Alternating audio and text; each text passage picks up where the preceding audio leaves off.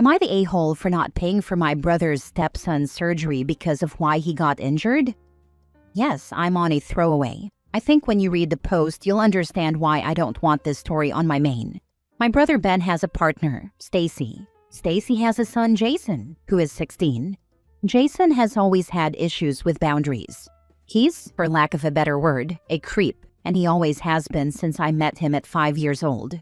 Overly physical, pushy, disrespectful. Stacy used to think it was cute that he was trying to snuggle my daughter and chasing her around trying to touch her when she said no.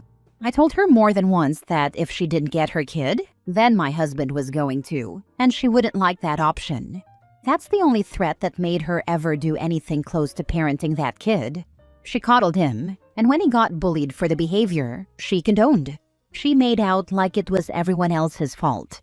Over the years, we've seen less of Ben and Stacy as we moved further away to put my daughter in a specific school, so this really isn't an issue that touches my family regularly. When we see them at holidays, I make sure my daughter knows to just give Jason a wide berth. The only reason I'm adding this context is to show a pattern of behavior. Jason has continued to have problems with boundaries. Stacy denies it, but we hear it from Ben. Behavior issues, him being bullied, behavior probation, etc. Anyway, about a month ago, Jason was at a party and groped a girl in his class. He was thrown out of the party, and the girl's brother and a few of his friends followed Jason and, for lack of a better term, beat the crap out of him. Now, this is one of those cases where everybody knows who did it, but nobody filmed it and nobody's talking. And these boys are well liked in school, and their parents are upstanding members of the community with access to lawyers. Point is, they're not going to be able to sue the parents. Jason was left with several broken bones, and one of the injuries in his leg is very severe. The medical insurance Stacy has will cover treatment, but the doctors have said the treatment will likely leave Jason with long-term pain and stiffness, limited mobility, and leaves him at risk of other conditions. There's a kind of surgery he could get, which, as I understand it, would reconstruct that part of his leg, and through physical therapy, he would regain full mobility. That's where I, or at least my money, would come in. Ben and Stacy are begging me to pay for it, and I don't want to. Not for a kid who assaulted a girl. They're saying this decision could affect the rest of his life. But what about his victim? What he did to her could affect the rest of her life. If he doesn't learn that there are consequences to his actions, he could affect a lot of women's lives. I just don't want to be part of fixing something that he got through being an awful little creep to begin with. On the other hand, my brother is distraught. He's worried about what will happen to Jason and the whole family if he's incapacitated by this injury. He's promising to get Jason therapy if we pay for the surgery. I understand their point, especially Stacy. That's her child. He did a bad thing under the influence, and now he might have a limp for the rest of his life. If that were my child, regardless of how I'd raised them, would I want them to suffer forever? I don't know. As you can see, I go back and forth on this. I just want some third-party opinions. Am I awful for thinking this is just his comeuppance and I don't want to bail him out? Addressing common questions. Why am I being asked to pay for the surgery? The surgery needs to be done within a certain amount of time to be most effective. Once the bone starts or has naturally healed, it becomes more complex, and after a certain period, full recovery becomes unlikely. This leaves them with fewer options in terms of selling off assets and appealing with the insurer. As for the GoFundMe, I don't know how you'd promote the GoFundMe when people in town know why Jason got injured. I don't imagine that would go well. Did they file a police report? Yes, they did. Jason identified the kids, but he had a concussion, and the kids lawyered up. I don't think I need to explain why a small police force isn't that interested in trying to prosecute vigilante justice carried out by well-liked kids, with parents who are upstanding members of the community with ample money for legal counsel. Now for the top comments. Not the a-hole. Bro and his wife can take out a loan with a real financial institution, not a friend or relative who most likely wouldn't get paid back. Not the a-hole. This isn't your kid, and he was injured doing the same BS that caused friction in your family to begin with. No is a complete sentence. No is a complete sentence. Sounds like Stacy needs to teach Jason that too. You have no relationship with this kid, except as the person who warned his mom that his behavior needed boundaries. This is not your circus, and these are not your monkeys. Don't let your brother think that being a sibling means that your deeper pockets are open to him for the asking. That isn't reason enough to negate your previous message to his mom. By cushioning the consequences of her parenting and his behavior, that will only teach them to come to you for bail money the next time. Next story. Am I the a-hole for not wanting to give my DNA in order to try and reconcile with my brother? I, 35 male, spoke directly to my brother James, 37 male, for the first time in over 15 years. It was completely my fault. I was a jealous and insecure young man who made a selfish choice with no regard to the long-term consequences. What did I do? I hooked up with Alice, 37 female, who was dating my brother at the time. We did it once, and one of the main reasons why it was only once was because we got caught. James was rightfully upset and understandably had an aggressive response. I could have put him in jail, but guilt and our parents' pressure kept me from actually going through with it. I was kicked out and scolded by the family, both extended and immediate, and James cut me out of his life. Over the years, I was able to regain some form of communication with my parents and younger sister, but James still wanted nothing to do with me. I spent years trying to figure out why I did what I did and got therapy. I made a new life for myself while traveling, getting a college-level education, and starting my own small but successful business. I tried the whole romance thing, but have since decided that long-term companionship just wasn't for me and discovered my lack of desire to be a father. I did end up getting the snip, and in 2020 to 2021, I entered an exclusive arrangement with a friend, Tanya, 36 female, and she ended up getting pregnant. Turns out the damn things that I got clipped grew back, and I now have a beautiful daughter, Emily, 4 female with Tanya. We live about 10 minutes away from each other and have an amazing co-parenting relationship. My parents are aware of Emily and have met her a few times, but have always kept their distance because of James. My sister, on the other hand, has made herself quite familiar with my daughter, and they do have a relationship. I gave up years ago about ever seeing or speaking to James again, so I was surprised when he reached out to me on social media. He asked if Emily was really mine, since she was biracial and looked more like her mother. Tanya is African American, and I didn't respond. My parents later reached out to me and asked me to come see them at their house. I came and was surprised to see both James and Alice there waiting for me. Turns out after a while they made up and got married and agreed to just never talk about me. However, for the past few years, they've been trying to have kids, and it turns out that James can't have biological kids. Don't know all the details, and I didn't ask. Alice and James have fought over this for a while, as Alice wants a bio child of her own, but James refuses to claim and raise a kid that's not related to him. My brother told me that he's willing to finally forgive me and accept me back into his life if I make a donation to help him start a family. My parents were completely on board with this idea and really want me to do this, while I'm hesitant. It's true that I won't be responsible for any potential child that may come of this, but I just feel too weird about the situation, and honestly, I've learned some things about the kind of adults James and Alice grew to be, and I don't think they'd make good parents. Am I the a-hole? Not the a-hole, and fastest way to get them off your back is to say you got your vasectomy redone. With this level of entitled "you owe me" mentality happening, I wouldn't be surprised if the update is that the whole family turns their back on OP unless he gets a reversal for family harmony, forgiveness, closure, etc.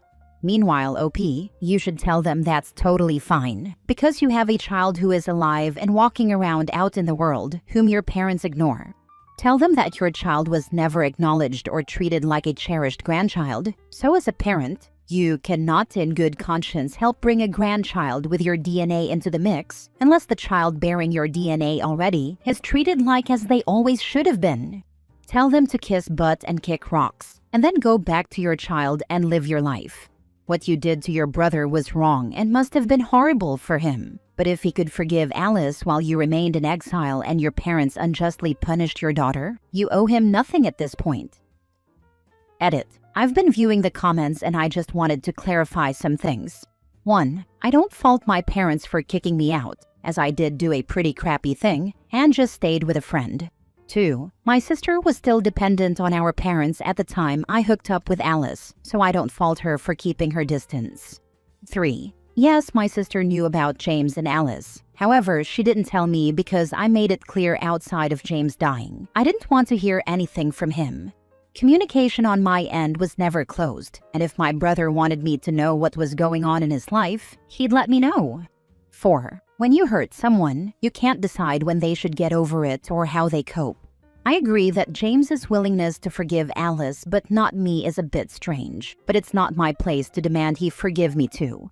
5. It took a while to realize it, but there was a bit of a golden child syndrome situation with my parents and my brother. He was the first son and excelled academically, while I struggled, and my parents were ashamed that I needed help and got in more trouble than James did. I internalized my insecurities, and me being with Alice was a way I lashed out. Not an excuse, just an explanation. 6. My brother was the wronged party, not me, so it made sense for our parents to prioritize him. I also think he resents that I'm able to pass along the family name while he can't, and is making my parents choose. 7. They have seen and interacted with my daughter. They've even gotten her gifts, but I think they don't do more because they don't want to hurt James. Edit 2. Yes, I did apologize to my brother in the form of a letter 3 years after the fact, at the suggestion of my therapist.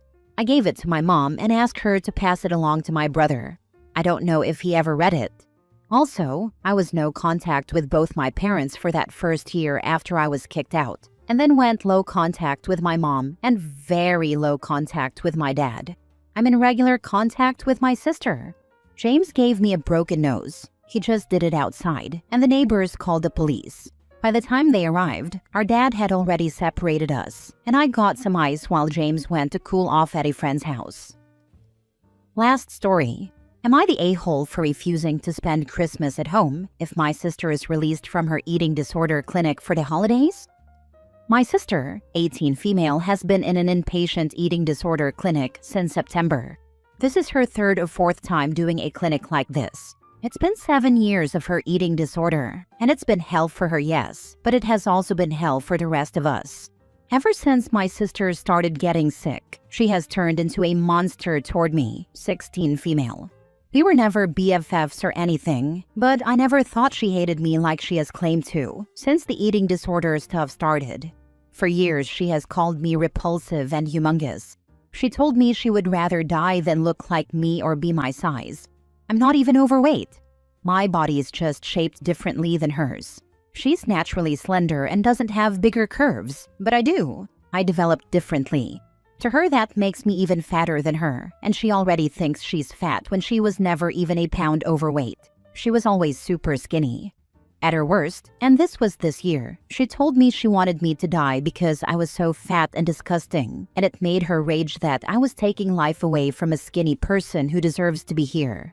She actually had to be taken away from me because she was mad when she said it, and she acted like she wanted to make sure I didn't keep taking a life away from someone skinnier. When she kept trying to find me and take care of business, I had to leave the house for several hours while they called people to come and help her. I was legit afraid of her doing something to me, and so were our parents. I don't have to say anything to her for her to attack me and how I look. But to wish me dead over it was a new low, and it was how she said it, and the way she was acting that made it a million times worse. My parents and my extended maternal family always expected me to be understanding and forgiving, and to not hold on to any of what my sister says to me. They told me she's sick, she can't control what she says, that the eating disorder is doing the talking for her. My paternal grandparents were the ones who sided with me, and defended me having some hard feelings toward my sister. They told my parents and maternal extended family that the last incident should be more than enough for them to understand why I wouldn't want to be around her. My parents argued that she's still my sister. I told them I was tired of being her emotional punching bag and that I was almost more. They told me it wasn't my choice and we need to pull together as a family. My sister wrote me a letter from her clinic, and it was so messed up I can't say what she wrote to me, but it wasn't the apology it was meant to be. My parents know about it, so does my extended family on both sides, and so does the clinic treating my sister. It's known, and still my parents fought for my sister to be able to spend Christmas Day with us. They said she needs to be around family to help her keep healing. When I found out, I told them I couldn't believe they'd ask me to spend Christmas with her. We fought, and I told them I was going to my paternal grandparents' house, and they could spend Christmas with my sister if they want. They told me I need to stay home this Christmas. I told them I won't be home if she's there, and that it would be the worst Christmas for me if I had to spend it with her. My parents keep reminding me that I'm still a minor and they have final say. But my grandparents and I have planned it out so my parents can't stop it without grabbing and dragging me home. Am I the a-hole? Not the a-hole. So proud of you for making that boundary and realizing how toxic that situation is at 16 years old. It's a shame your parents aren't defending you more. I would suggest continuing to spend Christmas with your paternal grandparents and anyone who is willing to protect you from your sister. She is wrong. She knows right from wrong, but because she's been allowed to act the way she is, with no repercussions, she continues to take her anger out on you. Continue to protect yourself and keep yourself away from your sister. Right now, the only people who don't expect me to just deal with my sister treating me that way is my paternal grandparents. My parents and all of Mom's side are like, she's sick, she can't help it, so you need to be there and stop pulling away from her. But they aren't the people who get all kinds of ugly stuff said to them and for no reason. She doesn't treat them like she treats me, even if she does give them a hard time in other ways. Notify CPS that she's threatening you and your parents aren't protecting you from her. Stay with your grandparents. Her eating disorder has nothing to do with her abusing you. Not the a-hole. At 16, you might be able to be emancipated or asked to move to your grandparents. Are your parents in therapy? Because if they aren't, your sister will relapse anytime she's home, and that means you being in danger. My parents have seen a therapist a couple of times, but they're not in active therapy, and neither am I. I have never spoken to an actual therapist for myself. I was dragged to a few of my sister's sessions, and those were never pleasant. Talk with your grandparents about emancipation, saying that you are no longer safe at home. Talk with a lawyer at least. Maybe the move to your grandparents can be more permanent until your parents see the threat your sister is to your life. Emancipation is not an option for financial reasons. They are trying to find out if they could get custody of me, but that hasn't been so straightforward for them.